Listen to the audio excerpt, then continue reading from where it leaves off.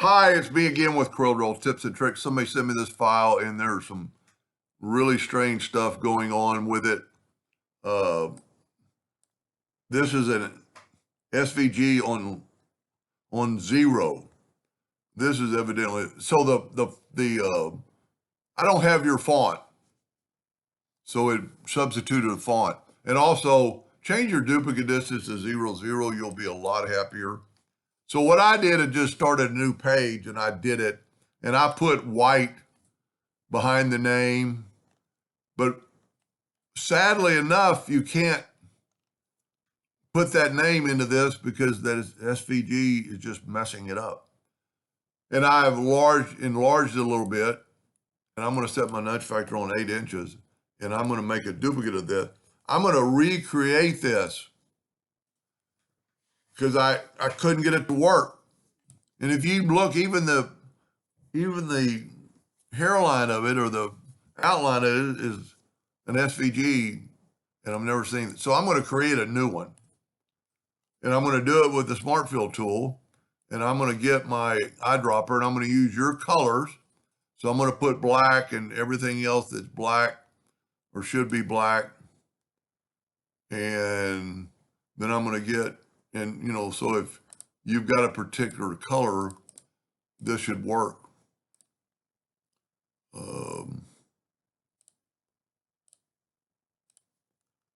Then get the face color.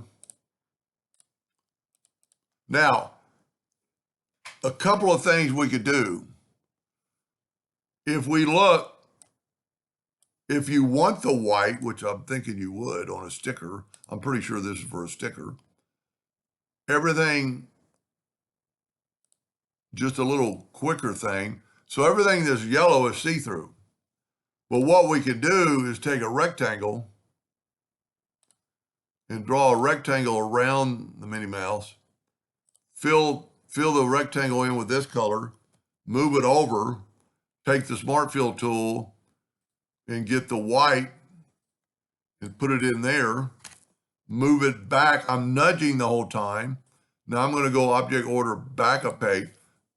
Now, because I put the white at the back of the page, the yellow is in the middle now, so I'm going to go object order backup page. So now I've got white. Now, I need to get rid of this outline because it's bad. It's an SVG of some sort. Now, if you look, I have 11 objects. So I'm going to group them together. I'm going to go ahead and move this guy over here. And I'm going to, now, I don't have your font, so I just substituted a font. And surely you would want a different font. You just maybe don't want it in her head. Now I'm going to move that up and I'm going to left click, right click, and I'm going to contour the outside with rounded corners that far. Now what I'm looking for is to make sure the letters are touching. And see, they're not touching. So I'm going to go like to point 2, and then they'll be touching. But see, I'm using rounded corners, so I think it looks better. Now, go up to object, break the contour apart, take your contour and move it down. Go ahead and fill this in with black and take away the outline. Now, the red has to be on top, the red outline. You know what? And depending on your preference, I would probably take away, well, let's do this. Let's take away that. Now let's just leave everything. Put that back, and we're going to go object order front of page. And see, now I can see that red. I can't really see it on, well, I can see it on my monitor, I think. We could make it blue for a second and see it's on top. So let's put it back to red. And let's take this and select it all. So you got 2 objects selected and trim it.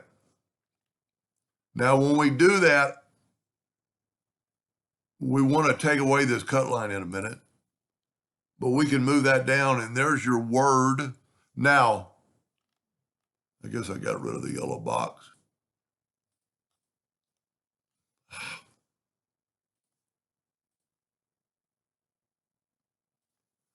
The word doesn't have, and we're not through, because we want to put a cut line around the whole thing.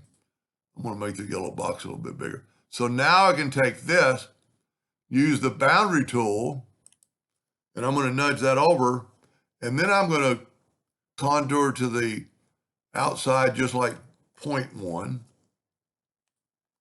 And I'm going to go to object, break the contour part. I'm going to grab it from the inside and get rid of that.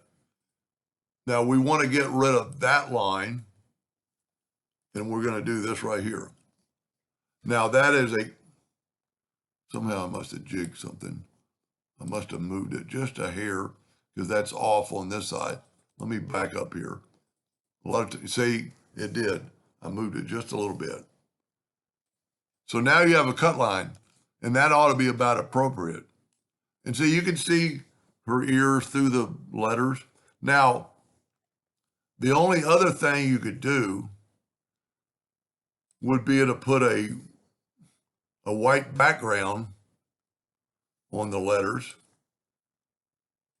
and make it look like that. And then I'm pretty sure you'd want to go in and do this too. So that's your preference. And it doesn't have to be white. You could do a completely different color. Let's just use blue so it'll stand out.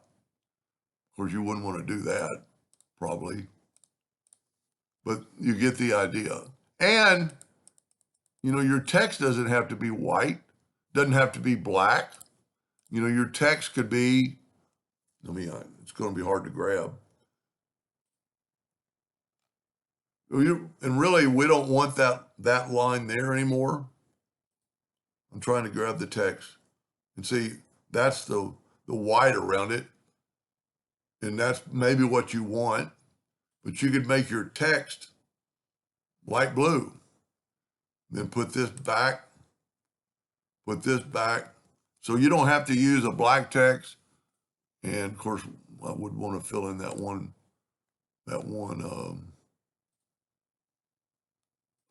part of the B.